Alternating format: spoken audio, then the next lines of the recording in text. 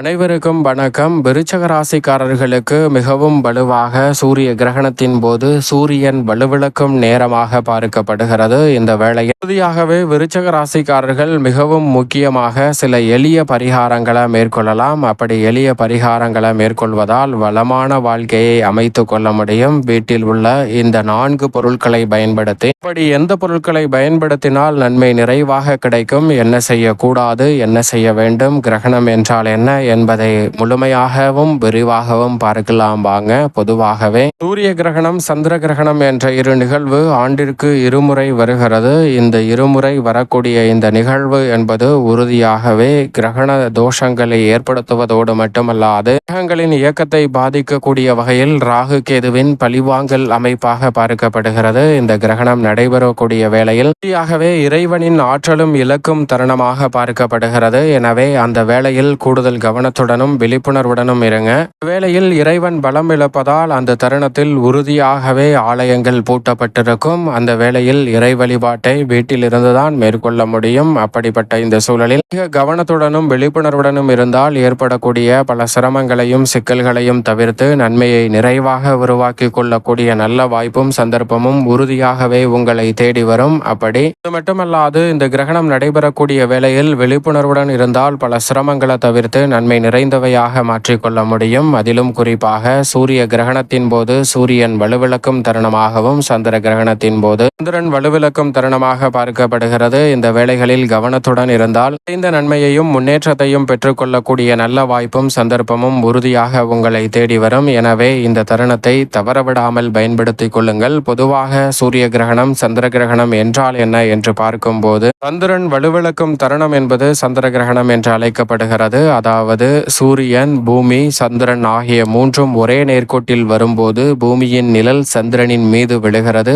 இது சந்திர கிரகணம் என்று அழைக்கப்படுகிறது. அதாவது சூரிய ஒளி நேரடியாக சந்திரனின் மீது பட்டு சந்திரன் பிரதிபலிப்பார். ஆனால் சந்திரனை பிரதிபலிக்க விடாமல் பூமியின் நிழல் சந்திரனின் மீது பட்டு சந்திரனை மழுங்கடிக்க செய்வதோடு மட்டுமல்லாது சூரிய ஒளியை சந்திரனின் மீது படுவதை தடுப்பதால் சந்திரன் பிரகாசிக்கும் தன்மையை இழக்கிறார். எனவேதான் சந்திரன் வலுவிழக்கும் தருணமாக பார்க்கப்படுகிறது. அதே போன்று சூரிய கிரகணத்தின் போது சூரியன், சந்திரன், பூமி ஆகிய மூன்றும் ஒரே நேர்கோட்டில் வரும். அப்போது சந்திரனின் நிழல் பூமியின் மீது விழுவது சூரிய கிரகணம் என்று அழைக்கப்படுகிறது. சூரிய கிரகணத்தின் போது முழுமையாக சூரிய ஒளி பூமியை வந்தடையாத ஒரு அமைப்பாக பார்க்கப்படுகிறது. அப்படி நேரடியாக பூமியை வந்தடையக்கூடிய வேளையில் சந்திரன் அந்த ஒளியை தடுத்து விடுகிறார். இதுதான் சூரிய கிரகணம் என்று அழைக்கப்படுகிறது. உண்மையில் சூரியன் வலுவிழக்கிறாரா என்றால் நிச்சயமாக இல்லை. நாம் வசிக்கக்கூடிய பூமிக்கு சூரிய ஒளி முழுமையாக வந்தடையாத வகையில் சந்திரன் தடுப்பதுதான்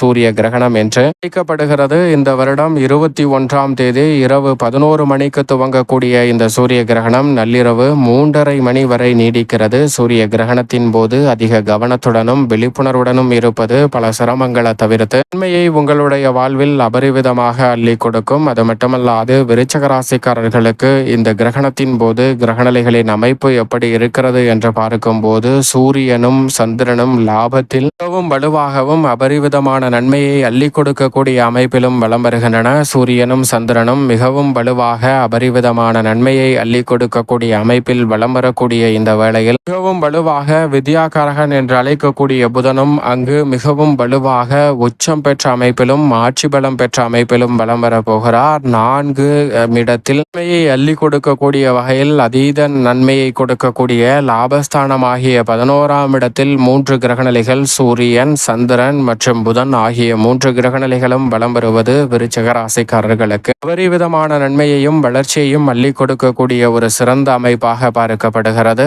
ராகு மிகவும் வலுவாக இந்த வேளையில் சுகஸ்தானத்தில் வலம் வருகிறார். இப்படிப்பட்ட இந்த தருணத்தில் சுகஸ்தானம், தொழில் ஸ்தானம், ஜீவனஸ்தானம் என்று சொல்லக்கூடிய 10ஆம் இடத்தில் மோட்சக்காரகரான கேதுவும் சுக்கிரனும் இணைந்து வலம் வருகின்றன. கேதுவும் சுக்கிரனும் இணைந்து கர்மஸ்தானத்தை வெளிப்படுத்தும் நேரம் என்பது பல அதிரடியான மாற்றங்களை உறுதியாகவே தங்களுடைய வாழ்வில் ஏற்படுத்தி கொடுக்கும் ஒரு சிறப்பான அமைப்பாக பார்க்கப்படுகிறது. பூர்வ புண்ணியஸ்தானம் ஆகிய 5இல் வக்ரம் பெற்றிருக்கிறாருங்க சனி பகவான். அதோடு மட்டுமல்லாது அஷ்டமத்தில் இருக்கிறார் குரு பகவான். மிக விரைவில் இந்த கிரகணத்திற்கு பிறகு 9இல் அவர் உச்சம் பெற போகிறார். ராசியின் நாதர் விரயத்தில் வலம் வருகிறார். இப்படி நவகிரக கிரகநிலைகளின் அமைப்பும் இந்த கிரகணம் நடைபெறக்கூடிய வேளையில் அமைந்திருக்கக்கூடிய இந்த சூழலில் உறுதியாகவே நீங்கள் எதிர்பார்ப்பதை காட்டிலும் அதிரடியான மாற்றத்தை ஏற்படுத்தி கொடுக்கக்கூடிய வகையில் பல நல்ல வாய்ப்புகளும் சந்தர்ப்பங்களும் உங்களை தேடி வருகிறது. அதிலும் குறிப்பாக நினைப்பதை காட்டிலும் மிக பெரிய அளவிலான காரிய தடைகள் சிக்கல்களை நீக்கக்கூடிய வகையில் பல நன்மை நிறைந்த வாய்ப்புகளும் சந்தர்ப்பங்களும் உங்களை தேடி வருகிறது. குறிப்பாக இந்த வேளையில் என்ன செய்ய வேண்டும் என்றால், ஆலயங்கள் பூட்டப்பட்டிருக்கும். எனவே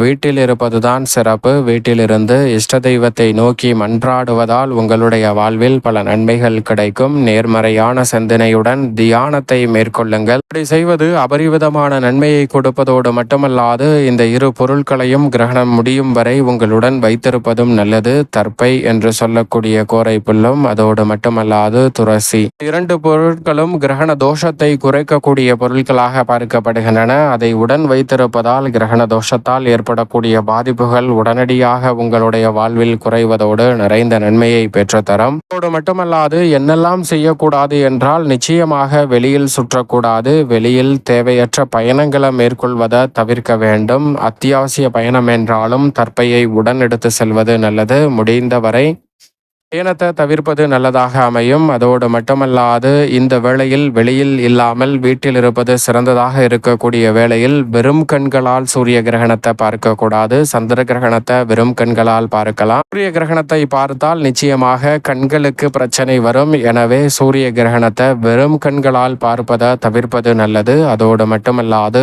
உணவு சமைத்தல், காய்கறிகளை வெட்டுதல் போன்ற பணிகளை அறவே தவிர்த்துவிட வேண்டும். தயாரிப்பு சார்ந்த பணிகளையும் சுத்தம் செய்தல் உள்ளிட்ட பணிகளை மேற்கொள்வதை தவிர்ப்பது நல்லது.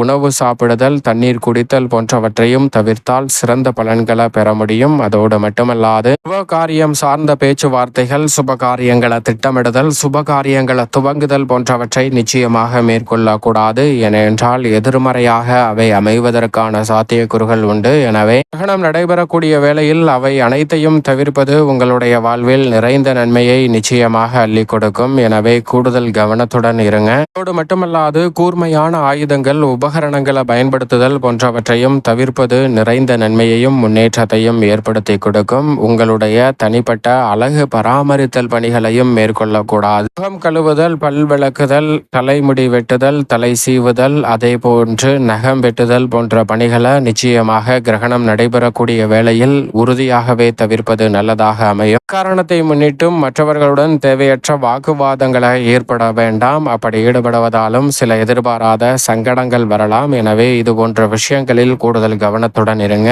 இதை தவிர மிக முக்கியமான விஷயம் என்னவென்றால், கிரகணம் முடிந்ததற்கு பிறகு கிரகண தோஷத்தை நீக்கக்கூடிய வகையில் குளித்துவிட்டு வீட்டை சுத்தம் செய்துவிட்டு வீட்டில் இருக்கக்கூடிய தண்ணீர், அதில் சிறிதளவு மஞ்சள் சேர்த்து வீடு முழுவதும் தெளிப்பது கிரகண தோஷங்களால் ஏற்படக்கூடிய பாதிப்புகள் விலகுவதோடு நன்மையை நிறைவாக அள்ளி கொடுப்பதோடு உங்களுடைய வாழ்வை பலமானதாக மாற்றிக் கொடுக்கும் என்பதில் சந்தேகமே வேண்டாம்.